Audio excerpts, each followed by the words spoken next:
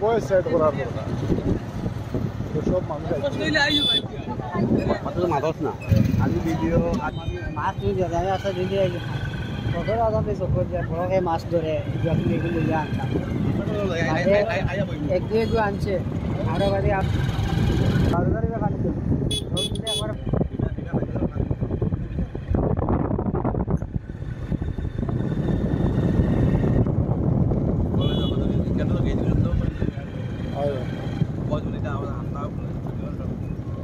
বয়স কাটিয়া এড হইয়া উড়াইলে সুন্দর